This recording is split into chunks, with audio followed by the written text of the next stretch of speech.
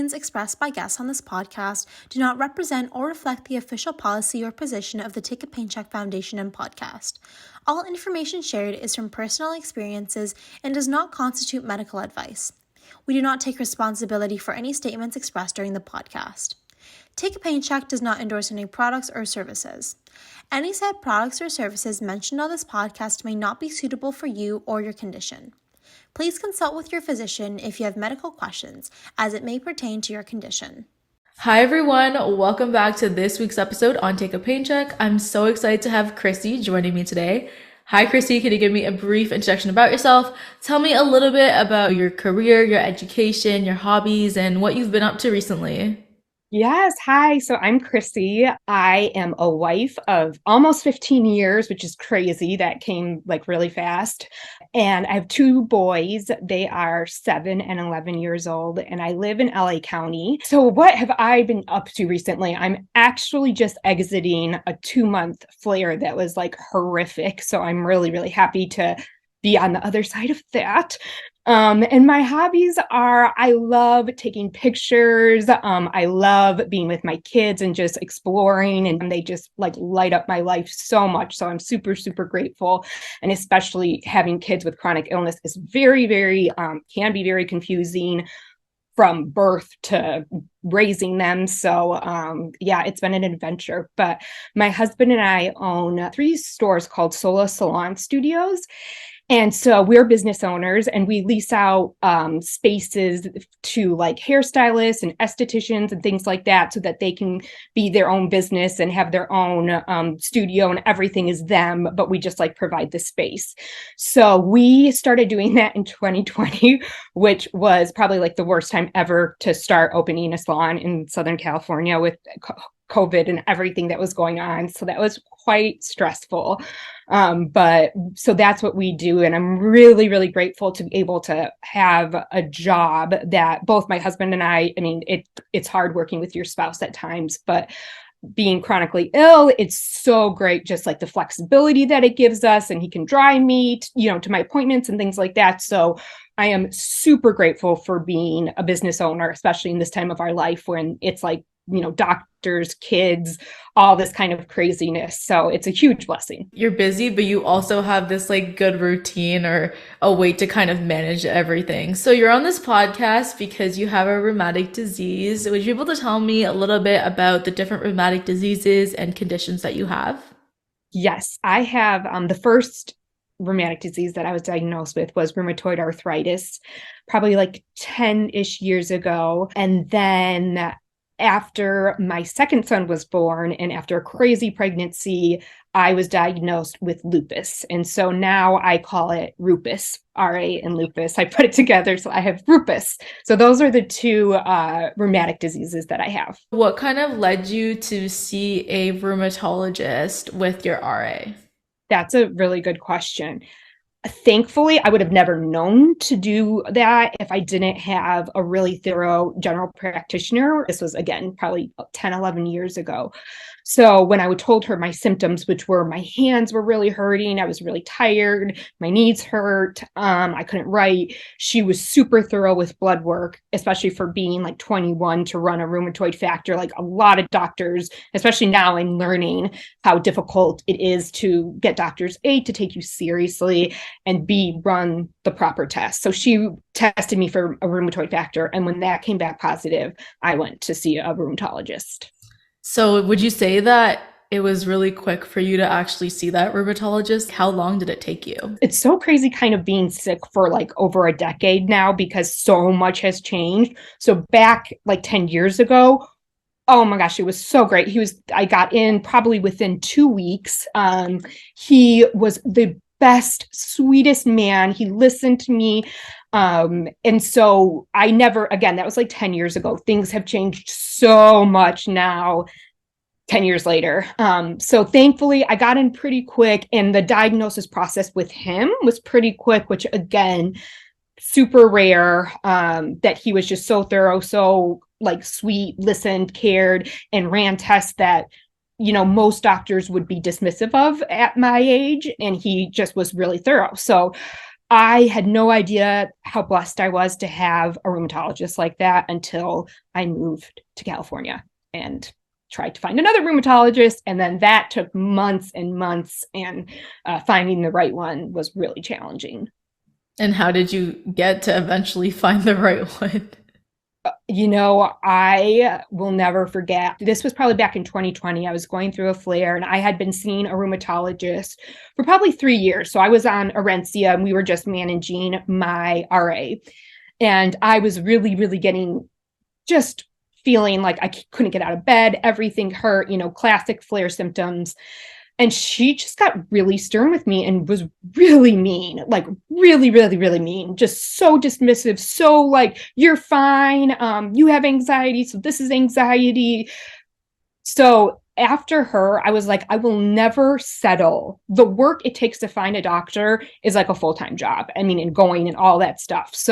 But after I was treated like that, and I took 2 other rheumatologists, like I went after seeing her, and I saw 2 other rheumatologists till I finally found the one that I'm kind of currently seeing. I actually kind of see 2 rheumatologists. They work together. And so it took probably 4 rheumatologists in the state of California when we moved here to find the right one. And so you were diagnosed with rheumatoid arthritis, you saw a rheumatologist. What was your medication journey like? That's a good question, and such a important question for all of us autoimmune people, because medication is like what makes us function and what makes us, what can help put this into remission. So I'm just always, again, so grateful for medication and how far they're coming up with new biologics. The first medication I took was Enbrel for RA, and that worked well for a couple of years until I had my son. And then after I had my first son, it stopped working.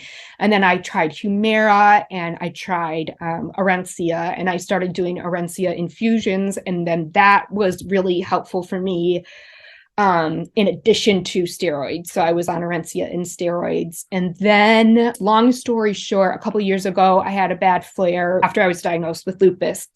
And so they put me on steroids, and I am currently taking Benlysta, which is like a lupus medication, a lupus biologic medication, and a medication called purified Cortrophin gel, which is a shot too. So Benlysta is a shot I give myself once a week, and the purified Cortrophin gel, my husband actually gives me that twice a week, and it's kind of like a steroid too. So that's kind of where I'm at right now, along with I have anxiety and depression. So I take anxiety and depression medications. I'm out here having 3 different medications, and you just gave me a lot of medications that you have been on. And I mean, I've been on a lot as well. I've had a huge medication journey, and as to like finding what worked for me. And it sounds like you have had that too. And you talked a little bit about your son and how the medication just stopped working. So I'm wondering if you could kind of talk to me a little bit about what it was like going through pregnancy with RA. So the first pregnancy, it was actually wonderful because my RA went into remission. So, and I knew that it went into remission because it was mainly my hands, but like it felt like I describe it like kind of like my joints were gliding on ice, whereas like when I'm not pregnant, it's just so stiff and feels like almost like rubber bands to try to stretch them. So it kind of felt like, oh, my hands are like gliding on ice. It just felt really nice. So the first time pregnancy I just had regular pregnancy symptoms, went into remission during pregnancy, had a pretty normal labor, and then postpartum, I had a really hard time finding a medication that worked again after my firstborn. You were under remission, and I've heard a lot of people say that either, they're wishing that they're under remission, but then sometimes when you come out of that pregnancy, it's like a whole shock to your body, and then you have to have so many medications. Your body's in a shock. Did that happen to you too? Yes. And, it's crazy because just when your body's so like off balance, so your hormones are going crazy. And then also like you're doing a lot more physical work, like you're, holding a baby, and like you're trying to breastfeed. So your back and your shoulder. So all these things that like pregnancy is hard because that's just, you have the weight of the baby. But like the things that people don't think about, like with RA, is, oh my goodness, it's really hard even just doing, spoons for like diapers, spoons for feeding. And then there's also like, for me, there was a ton of mom shame because I was young and I was like, I had no idea that all of this was going to be so challenging. And breastfeeding was super difficult for me because it's just the way that you have to hold the baby, and it just really hurt. So my body freaked out, flared, really hard to do things that other moms wouldn't even think about. So there was a lot of like guilt and shame that I couldn't be a mom, like a regular mom, if a cool mom, no, but I couldn't be like a mom like my friends were that weren't having these problems. So I think I took a real dip emotionally too, like not just physically was my body going crazy, but emotionally I was not prepared for being a mom with a rheumatic disease and the challenges that I was just naive. And so I think the challenges that came after were part of, your body freaking out, but also just like the labor of caring for a child. It's a lot. And I've heard also carrying the baby afterwards, or being able to manage the child after, you've given birth. Like, how did your husband kind of help you in that process? Because not only did you just give birth, you have tons of, unfortunately, rheumatic diseases and conditions. So how did that work in terms of taking charge of responsibilities and stuff like that? That is such a good question. For me, my husband is like, this is why I'm able to like even sit here right now. He helps. He is just a godsend and is so great and so helpful with our kids. But with our firstborn, my husband actually traveled a ton for work. And that was so hard for me to be like single mom kind of, because he would travel probably like 2 weeks a month. Like it was crazy at first how much he was traveling for work.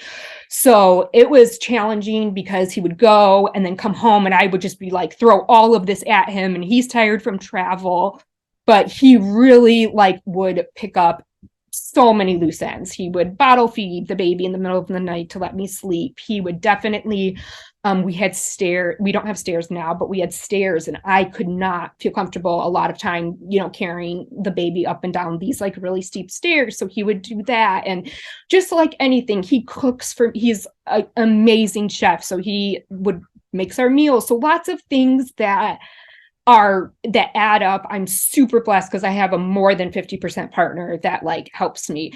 However, with the first one, he was gone a lot. So that was just, my body was just so run down from him being gone, new mom, and being sick. It's so important to have someone supporting you. But on top of that, I'm sure that you had like friends and family helping you out. You were diagnosed with RA when you were 21. So going all the way back to there, and then now you have lupus, you have Ehlers-Danlos. First of all, how do you know what symptom is what? That is such a good question. I mean, and it's hard. And because sometimes it's like this recent flare that I have been through, it was like, oh, your thyroid's, blood test shows you. So it's like, that's helpful. Okay, my thyroid's super off. Okay, like, but sometimes your blood is like perfectly fine.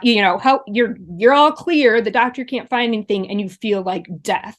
So honestly, I don't have a great answer except for knowing that I had RA and I know what that feels like in my hands. So I can kind of like differentiate RA when it's like an RA-ish flare with when my hands are really bad and like can't hold my phone. So that's like first foremost trigger for RA, and fatigue. And then morning stiffness. So like if it's taking me, 2 hours to get out of bed, and then it's RA. But then with lupus, a lot of times your kidneys involved. So like I'll get kidney infections, and like my skin is more affected with lupus. I'll get the butterfly rash. So that's kind of how I know it's lupus or RA. And I actually, kind of crazy, but I'm 35 now, but in September of this past year, I had a total hip replacement, which is crazy for a 34-year-old, but that was the combination of RA, EDS, Ehlers-Danlos. It was kind of crazy to have a total hip replacement, but it's been amazing. I'm so glad I did it. And what was kind of the recovery like? Like, did you have to go for physio, and what kind of led you to get to the point where you're like, hey, I need to get this done? So part was I was going to physical therapy for so long, thinking like it's just something that we can work out through physical therapy. I just need to get my hips stronger. Oh, is it just like a flare for a little bit that'll get better? I ended up getting the surgery because my physical therapist kept being like, you need surgery, you need surgery. Like we can't help you. This is beyond doing physio. You need to go to get surgery. So I actually saw two orthopedic surgeons, and they had different ways of doing a total hip replacement. I actually ended up going, this is like my claim to fame. I actually ended up going to a really wonderful doctor named Dr. Snibby, and he did Kris Jenner's hip, which is like, I didn't know at the time, but I was like rehabbing my hip watching the Kardashians. And I was like, oh, is that Dr. Snibby? And it was. And so I was like, oh, that's my claim to fame. I got the same hip replacement as Kris Kardashian. So the recovery time, because of how advanced the surgeries are becoming, the type of surgery I had, it was called the way they did it, it's called a direct superior approach. And so they use a robot machine, and they actually don't cut any muscle. Like, so there's no muscle cut, which is very rare. When you have a total hip replacement, normally they go and cut your muscle hip. But this way, there was no cutting the muscle. So the recovery time was literally 2 hours after surgery, I could walk again. And so it kind of was up and down. I went to PT, but there was no restrictions because of the type of hip surgery that it was. So that was nice. But rehabbing is, I would say I'm still kind of rehabbing and getting back to normal and used to a random hip. So yeah. Wow, you've been through so much, so many diagnoses, so much lived experience. You still seem to be positive in some way, and you're still continuing to do what you do. How do you do that? And I know there's ups and downs every day. It's not going to be super easy for anyone living with a chronic illness, but just from your experiences, I feel like you're still going and you're still continuing to do what you do. You're taking care of your family and your loved ones. How do you do that?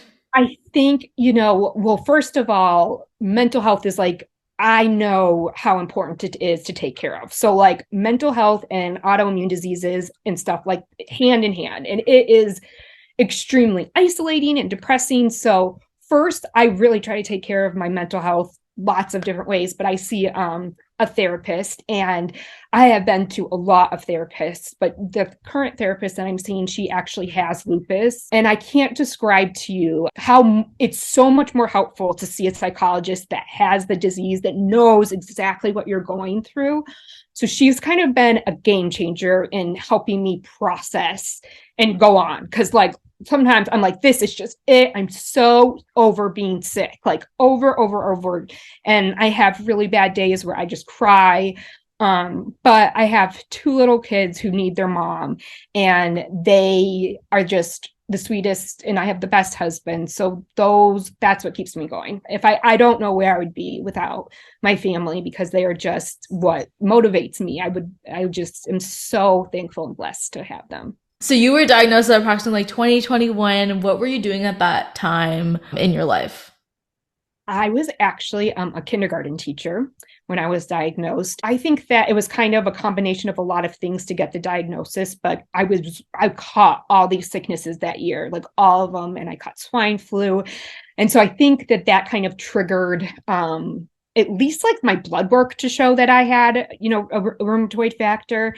And it was just so off as I went throughout the year. I remember it was February, and I think that's actually Rheumatoid Arthritis Awareness Month, or it's in February. And so I was just writing on the board, and I couldn't write, and I couldn't bend and read with the students. And so it was just like, I'm so young, like I should be able to write. And it was getting progressively worse. Like here I am trying to teach 5-year-olds how to write, and my handwriting's like horrible. So that's what I was doing. And it was very hard. I when I was a kid, I wanted to be a teacher. So like that was my dream job. And to have that taken away was really, really tough on my self-esteem, on what am I going to do with my life, my purpose, because I didn't have kids at that point. So at least my kids give me, purpose now because they need their mom. But it was really really hard on me mentally. And I still wish I could go back to teaching. Well, sometimes. But there's zero way that my body could handle it. I mean, sometimes I feel like you also need to give up, unfortunately, some of the things that you are very passionate about, but you find other ways to kind of keep yourself happy and do what you want to do. And so, what is your career right now? I know you mentioned at the beginning of the episode, you and your husband have a business. So, did you kind of let go of teaching and then just directly move to business, or what was that journey like for you? That's a good question. So I quit teaching and then I got a job to do from home that was in franchise. My dad was big into franchising. And so my husband and I actually owned a painting business in North Carolina. So we've kind of like been business owners for most of our career, except for when my son was born, he was working for the home office and that's why he was traveling so much. But we've always been kind of involved in franchising. We moved out here to California and we were trying to figure out what I could do, like what are jobs that I could do? What are things that maybe we could do together? So we found out about this company called Solo Salon Studios. And I loved the concept because we help women become business owners. So we lease out studios to estheticians and hairstylists and things like that. And then they become their own business owners. And it's just really fun to like help women get into their passion. And so I'm thankful because here my passion was taken away from me, which was teaching, but it's really fun to be able to help other people, achieve their own success by business ownership and doing what they love. So I'm really grateful for that opportunity. And that's kind of what we're doing. We do it right now. My husband mainly we have 3 stores, and my husband mainly does it most of the time. But of course, I'm like pretty involved in all the conversations and whatnot. But it's been a huge blessing to have a business like that while being chronically ill, so that my husband can have flexibility in his schedule and get the kids if I need him to, or take me to the doctors or something like that.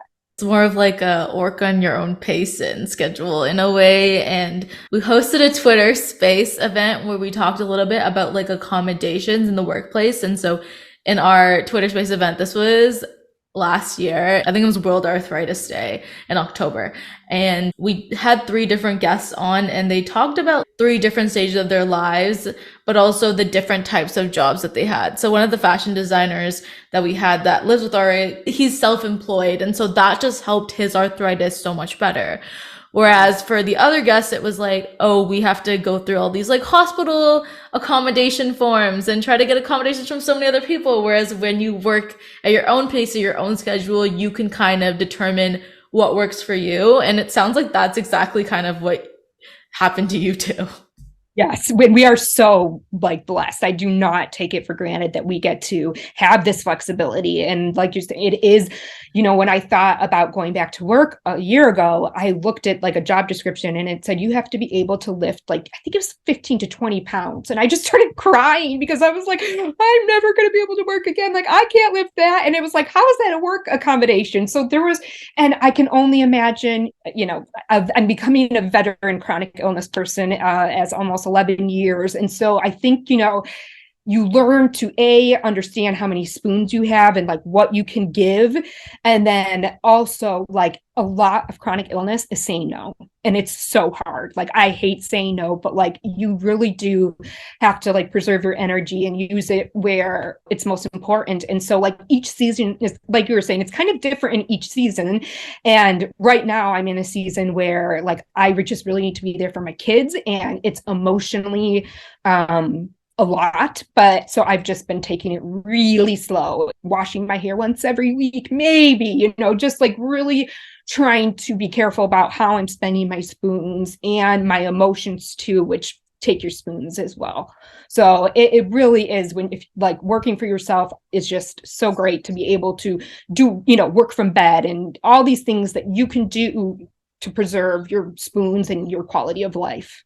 And so you talked a lot about spoon theory and spoons, and I'm wondering for people that may be listening, would you be able to explain a little bit about what that is? I know what that is, but I don't know if anyone else does. And yeah, of course. And It's so funny, it's kind of a weird name, but anyways, the spoon theory is basically you have a certain amount of spoons, and sometimes you have more spoons, which are basically energy is how I describe it. So like, maybe and every activity takes a different amount of spoons. So for example, if I'm going to shower, which is one of the hardest things for me to do because of POTS and just putting your hands up and washing your hair, it's very challenging for me. So that for me takes 3 spoons. And if I have like 8 spoons in a day, I just like take into account, okay, I've used 3 spoons. How many more spoons or how much more energy do I think I have to do an activity?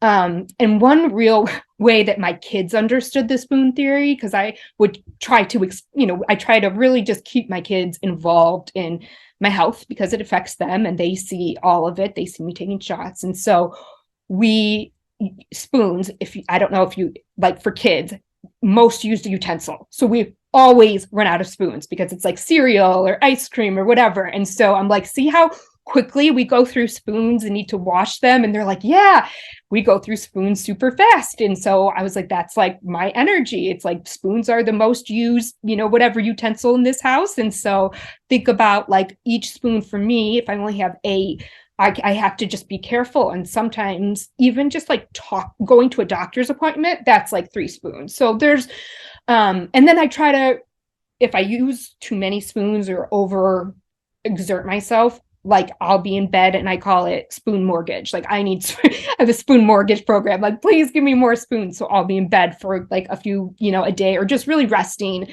more than I would on other days to kind of like regroup or regain myself. Thanks so much for that explanation. I think that really stuck with me too, as in like in a comparison when you're trying to like explain to your kids, how would you explain it in the most like layman simple terms? That's what it is. Talked a lot about your diagnoses, but I'm sure that you had many encounters with a bunch of different doctors who probably didn't believe you. It sounded like you had some really good rheumatologists and then some that were like meh. So how did you deal with all of this just emotionally? Did you have to like seek anything else? I know you went to therapy and you go to therapy just to, make sure your mental health is okay. You have someone to talk to. There have been so many times on this journey, especially because of how you're treated with doctors, where you just want to give up. You're like, okay, if they aren't taking me seriously, like, I don't care. I just give up. I'm so sick of being on medication. I'm so sick of it. And so I would just encourage you to find and again, American healthcare is super different than Canadian healthcare. I personally believe in like all health. I believe, of course, you have to watch what you put in your body. That's going to affect how you feel. Of course, like for us, we have to be on medication so that our body doesn't attack ourselves. And then I have to take care of my mental health and just my moods and things like that. So I think for me, I take like a holistic approach on all of those things. Medication, food, and mental health is super important to me. You can just hit a bottom and you just want to give up and you don't want to go to the doctor again and you don't want to be dismissed, and can just hit a bottom and you just want to give up and you don't want to go to the doctor again and you don't want to be dismissed. And I described earlier a really bad doctor experience, and I was just broken completely. I just was so heartbroken with how they treated me and my symptoms.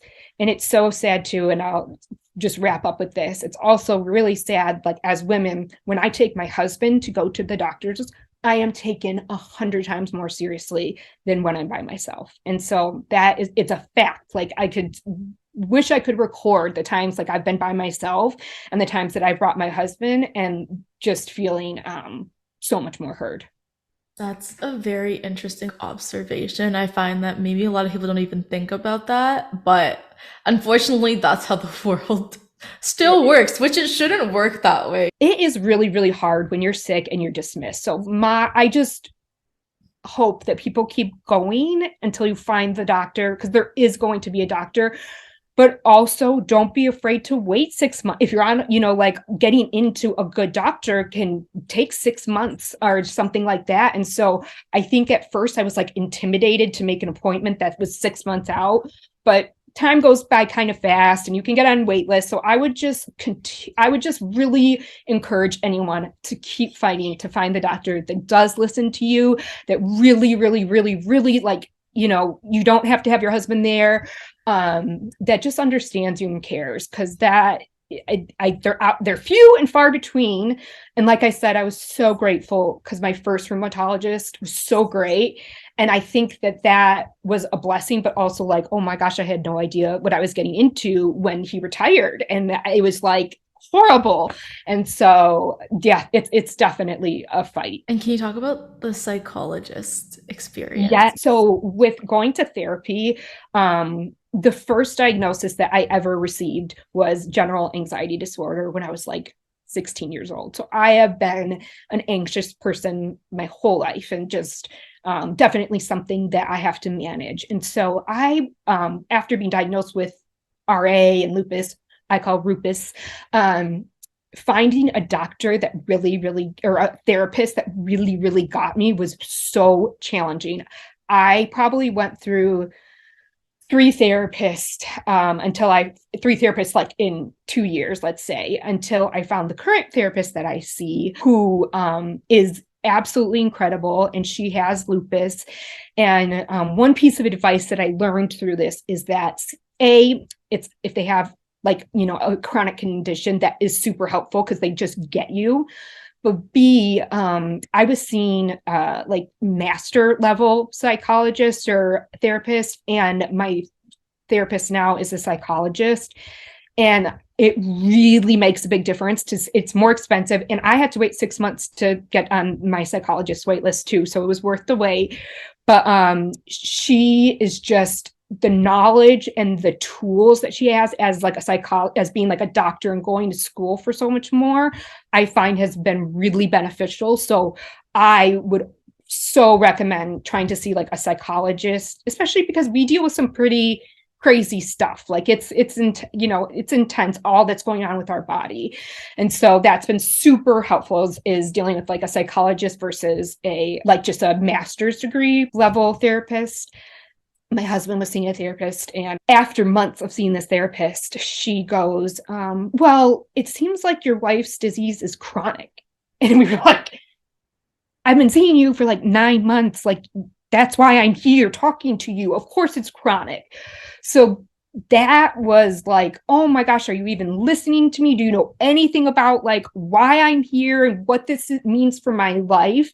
And so I think that was just a good example that sometimes just therapists or whoever, you know, they just don't get it, and they're not going to research and they're not going to do it. So just try to find a person that, you know, gets chronic illness. And like I said, the psychology level stuff that we do, like with brain spotting and medical trauma and PTSD, like we really have been working on that. And I never knew about brain spotting or EMDR. And it's been very helpful for me. And I have PTSD about hospitals after having my son. And so I was so terrified about having my hip surgery because I just was like terrified. So seeing her and walking through the trauma and doing these things was super helpful.